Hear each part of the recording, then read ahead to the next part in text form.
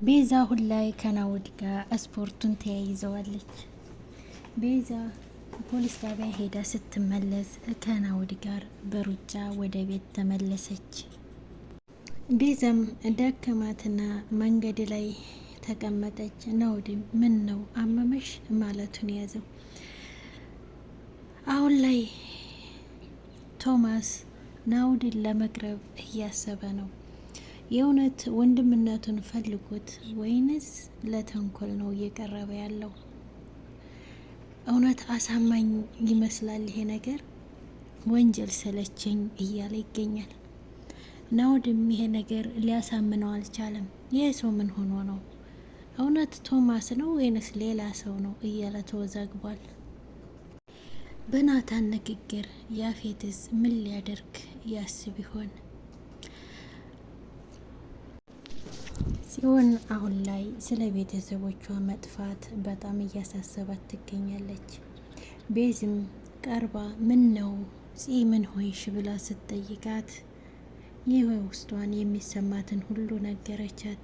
ወንድሜ እንደ ድሮ አይደለም፣ ውጭ ያድራል፣ እንዴት ነሽ ብሎ አይጠይቀኝም፣ ቤተሰቦቼ አይደውሉም፣ በምን ላይ እንዳሉ አላውቅም፣ በጣም ናፍቀውኛል ብላ ለቀሰች። ቤዛም እቅፍ አድርጋት አይዞሽ ሁሉም ነገር ይስተካከላል ብላ ማባበል ጀመረች። ሲሆንም እሺ ብላ የተሰማትን ስለ ቢኒም ነገረቻት። ቤዛም ያሰበችውን ሀሳብ አካፈለቻት። በሀሳቡ ተስማሙ። ወይዘሮ ሉሊት ከያፌት የተሰጣትን ስራ ለመስራት ቤት ውስጥ እየተንቆራጠጠች ትገኛለች። የናታንን መውጣት መግባት ለመከታተል። አሰላሙ አለይኩም ወረህመቱላሂ ወበረካቱ። ውድ ቻናሌ ተከታታዮች እንዴት ናችሁ? አለሁ አልሐምዱሊላህ። ለቤት አዲስ የሆናችሁ ሰብስክራይብ በማድረግ ተቀላቀሉ። ነባሮች ላይክ፣ ሼር፣ ኮሜንት በማድረግ አበረታቱኝ።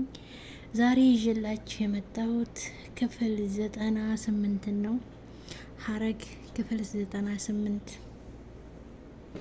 በዛሬ ክፍላችን ላይ የምናየው በባለፈው እንዳየነው ቤዛ እየተጣራች ስትሮጥ ነበረ ሂዊ እያለች። ዛሬ ላይ እንግዲህ ፖሊስ ጣቢያ ሄዳ አመልክታ እየመጣች በስፖርት እየሰራች አይተናታል። ቤዛም ቁጭ ባለችበት ስፖርት ሩጫ ደክማት ቁጭ ባለችበት ናኦድም ምን ነው አመመሽ አላት። አላመመኝም አለችው። አሁን እንግዲህ ፖሊሶቹ ይፈልጓታል ሲላት እስከ ዛሬ መዘግየቴ በጣም ይቆጨኛል። እሷ እኮ ለእኔ ሁሉ ነገሬ ናት፣ ለእኔ የማታደርገው የለም። እኔ ግን ራስ ወዳድ ነኝ እያለች ራሷን ትወቅሳለች።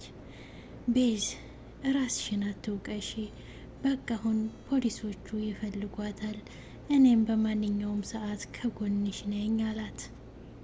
ከዚህ በኋላ ራስሽን አትውቀሺ፣ አሁን ወደ መፍትሄው መሄድ ነው ያለብን አላት።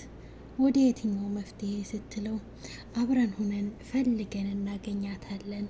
አሁን ደግሞ ፖሊሶቹም ይፈልጓታል፣ ትገኛለች። አንቺ ራስሽን አታጨናንቂ። እኒ ቤት ውስጥ እንቅስቃሴ እያደረገች ነው። ዳጊም እባክሽ ተቀመጪ፣ በኋላ ደግሞ ይደክምሻል እያለ እየተጨቃጨቁ ነው። ዛሬ እኮ በጣም ደህና ነኝ፣ ጉሌትም ማውጣት አለብኝ ስትል ይህም አይሆንም ብሎ ዳጊ ጮኸ። በዚህ እየተጨቃጨቁ ያለ ቢኒ መጣ። ምንድን ነው የሚያጨቃጭቃችሁ ሲል እማዬ ናታ ወደ ጉሌት እወጣለሁ እያለች አለ። እንደ ገንዬ ይህም አይሆንም ብሎ ቢኒ ምቅፍ አደረጋት። የሚፈልጊውን ነገር እኔ አመጣለሁ፣ እኛ አለን፣ አንቺ ለምንድን ነው የምትወጪው? ገና ነሽ እኮ እያለ እሷን ያባብላል። ልጄ ናፈቀችኝ አለችው። እሷ ከሆነ ቤት መጥታ እንድታይሽ እናደርጋለን እንጂ አንቺ መሄድ የለብሽም። ቢኒ አንቺ አንድ ነገር ብትሆኝብን እኮ እኛ ሰው መሆን አንችልም አላት። ዳጊም ቀበል ብሎ አዎ እማዬ ለእኛም ማስቢልን እንጂ እኛ አንቺን አተን መኖር አንችልም አላት። ይልቅ አሁን ቆንጆ ቁርስ እንብላና እኔ ቡና ፈላላችኋለሁ ብሎ ዳጊ ተነሳ። ናኦድም ቤዛን ወደ ቤት አድርሷት ተመለሰ። ቤዛም ወደ ቤት ስትገባ ሉሊት በተለመደው ቦታዋ ላይ ቁጭ ብላ እኔ እዚህ ቁጭ ብዬ እንዴት ነሽም ሳትይኝ ልትወጪ ነው? እኔን መቼም ማንም አያየኝም እያለች ነገሯን ታቀጣጥላለች። ሉሊት እኔ ብቸኝነት ተሰማኝ፣ እንዴት ሆንሽ? ተሻለሽ ወይ? ምን ፈለግሽ ብላችሁ እንኳን አትጠይቁኝም ብላ ስትላት አንቺ ሆነሽ ራስሽ ሰው እንዳይቀርብሽ የምታደርጊው አለቻት። ቤዚም ጓደኛ ነን ትይኝ የለ ደግሞስ ለጓደኝነታችን ላስቀየምኩሽ ይቅርታ ብለሽኝ የለ አለቻት። እናንተ እኔ አንድ ቃል ሲወጣኝ ተከትላችሁ በዛ ትተባበሩብኛላችሁ፣ ሌላ ነገር ስለ እኔ ምንም አያሳስባችሁ ስትል ቤዛም እኛ እኮ ነገሮች ስለሚያናድደን እንጂ ጠልተንሽ አይደለም አለቻት። በዚህ መሀል ፂ መጣች። ጽዮን ኤርፎን ጆሮዋ ላይ አድርጋ ከስልኳ ጋር ሆና ተክዛ ተቀመጠች። ቤዛም እሷን እያየች የዚህ ቤት ሰው ሁሉ ደህነኛ አይደለም፣ ሁሉም ችግር ውስጥ ነው ያለው፣ ቆይ እኔ በምን አቅሜ ልርዳቸው እያለች ጽዮንን በትካዜ ትመለከታለች። ቤዛ ሌላ ጭንቀት ውስጥ ገባች፣ ምንም ማድረግ ባለመቻሏ እያሰበች። ያፌት እንግዲህ ከኤፍራታ ጋር ጠረጴዛ ላይ ቁጭ ብለው ምግብ እየበሉ ባለበት ኤፍራታ ግን እየበላች አይደለም። የኔ ንግስት ምንድን ነው እየበላሽ ያልሆነው አላት። አይ ስለጠገብኩ ነው አለችው። ምን ነው አመመሽ እንዴ? ምን ሆንሽብኝ ሲላት አይ አላመመኝም አለች። የኔ ንግስት ምንድን ነው? ቆይ ሰራተኛም ላምጣልሽ ስልሽ አልሰማም አልሽኝ። እያመመሽ ከሆነም ወደ ሆስፒታል እንሄድ ሲላት አይ አላመመኝም፣ ትንሽ ቆይቶ ይተወኛል። ሰራተኛም ደግሞ ትንሽ አይተ ነው ካልሆነ ታመጣለህ እንጂ አሁን መጥታስ ምን ልትሰራ አለችው። አንቺም ስራሽን መስራት አለብሽ። ቤት ውስጥ ሆነሽ ብቻ እንድትቀሪ፣ የቤት እመቤት ሆነሽ ብቻ እንድትቀሪ አልፈልግም። ውጭ ላይ ጠንካራ ሰራተኛ እንድትሆኝ ነው የምፈልገው አለ። ዛሬ ወደ ድርጅቱ አብረን ነው የምንሄደው፣ ዛሬ የግድ መፈረም ያለብሽ ወረቀቶች አሉ ሲል ኤፍራታ ፊቷ ተቀያየረ። የግድ ማለት አልገባኝም አለችው። እንዴ አንቺ ደግሞ ጠዋትና ማታ ስራ ካላስጀመርከኝ እያልሽ ስጨቀጭቅኝ አልነበር? አዎ እሱማ ብዬህ ነበር። እኔም እኮ ቶሎ ስራ መጀመሩን እፈልገዋለሁ፣ ግን ዛሬ መሄድ አልፈልግም፣ ትንሽ አሞኛል አለችው። የእኔ ንግስት በቃ አንቺ አትጨነቂ፣ ቤትም አምጥቼ ቢሆን ትፈርም ያለሽ አላት። የምን ፊርማ ነው? ስለምን ፊርማ ነው የምታወራው? ገና እኮ ስራውን በስነ ስርዓት አልጀመርኩም አለችው። የእኔ ንግስት ስሪ ብዬ ያስቀመጥኩሽ ቦታ ቀላል ቦታ አይደለም፣ ብዙ ኃላፊነት መውሰድ ያለብሽ ቦታ ነው አላት። በዚያ ላይ አንቺ ነሽ ከነሱ በላይ ሁኚ፣ ቤት መኪና እንዲኖረኝ እፈልጋለሁ ስትይኝ ነበረ። ከዚያን ቀን ጀምሮ በደንብ ሳስብበት ነበር። ለዚያም ነው የዘገየሁብሽ። ማንና ምን እንደሆንሽ በዙሪያሽ ያሉ ሰዎች ማወቅ አለባቸው የኔ ንግስት። እኔ ሚስት ደግሞ ደካማ እንድትሆን አልፈልግም አለ። እሺ አለች ኤፉ። አመሰግናለሁ፣ ምንም አይደል የኔ ንግስት፣ ራስሽን በደንብ ተንከባከቢ። አንቺ አይደለም ታመሽና ተጎድተሽ ስትስቂ ከአይንሽ አንድ ቴምባ ዘለላ ስትወርድ ማየት አልፈልግም አለ አቶ ያፌት። ኢንስፔክተሩም የወንጀለኞችን ፎቶ እያየ ስራውን እየሰራ ነው። በዚህ ሰዓት ናታን መጣ። ስትመጣ ማንም ሰው እንዳላየህ አረጋግጠሃል አለው። ናታንም አዎ በስከዛሬ ቦታዬ ነው የመጣሁት፣ ወትሮ እንደማደርገው እያደረግኩ ነው የመጣሁት። ኢንስፔክተሩም ጥንቃቄ አድርግ፣ ውጭ ላይ አዲስ ፊቶች እያየሁ ነው፣ ለዚያ ነው በደንብ መጠንቀቅ አለብህ አለው። በዚያ ላይ ደግሞ አዲስ ነገር አለ። ናታንም ምንድን ነው አለ። ፊቱ የጭንቀት ፊት ይታይበታል። ወይዘሪት ኤፍራታ ከያፌት ጋር ወደ ቢሮ ስትሄድ እየታየች ነው እና አዲስ ወጥመድ እያዘጋጀ ይመስለኛል ሲል ናታን ደነገጠ። ወይኔ ናታን እንደዚህማ መሆን የለበትም ሲል ኢንስፔክተሩም አንተ ተረጋጋ፣ ማድረግ ያለብንን እናደርጋለን፣ ማወቅ ስላለብህ ነው የነገርኩ ይሄንንም አለው። ይሄ ብሽቅ ብሎ ተናደደ።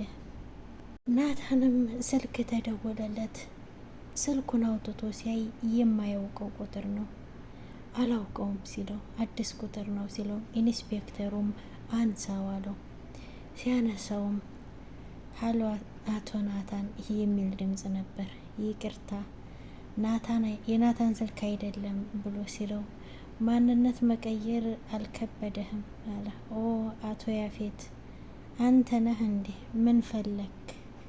ምን ፈልገህ ነው በዚህ ሰዓት ሲለው ያፌትም ምን እንደምፈልግማ ታውቃለህ፣ የራሴን ነገር ብቻ ነው የምፈልገው። ስለዚህ በምፈልገው ነገር ላይ ብንደራደር አይሻልም አለ። ናታንም ካልነገርከኝ አንተ የምትፈልገውን እኔ ምን አውቃለሁ አለው። የምፈልገውማ የራሴ የሆነን ነገር ነው። በስራ ቋንቋ እንነጋገር። የወሰድክብኝን ሁሉ መልስልኝ። የምትፈልገውን ነገርኝ።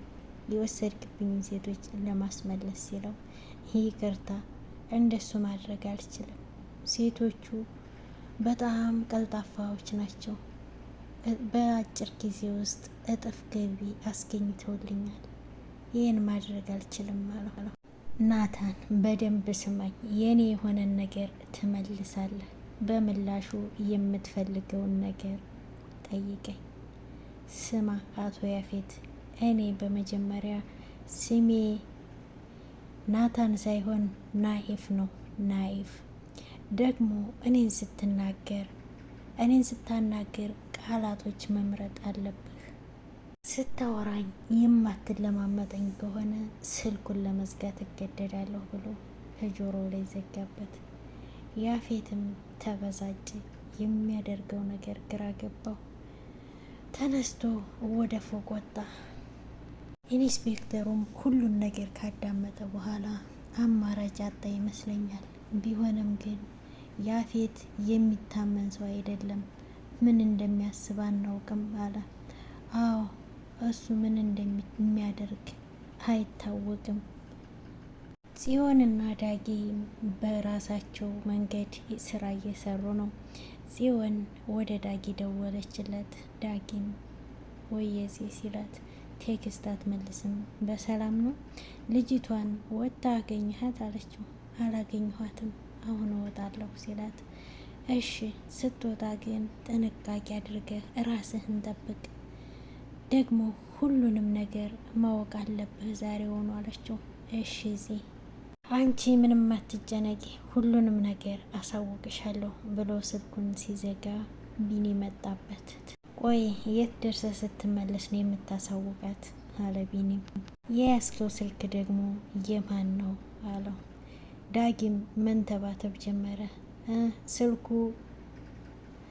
ስልኬ ስታክ ሲያደርግብኝ ነው ሌላ የገዛሁት አለው። ቢኒም ኧረ እባክህ ብሎ ወደ ዳጊ ተጠጋና ስልክ ስታክ እያደረገ አስቸገረ ብሎ ሲለው ዳጊ በጣም ተጨናነቀ። ዳጊ ትሰማኛለህ? ቆይ ምን ለማድረግ እየሞከርክ ነው? ራስክን ችግር ውስጥ እየከተትክ አይደለም አይደል?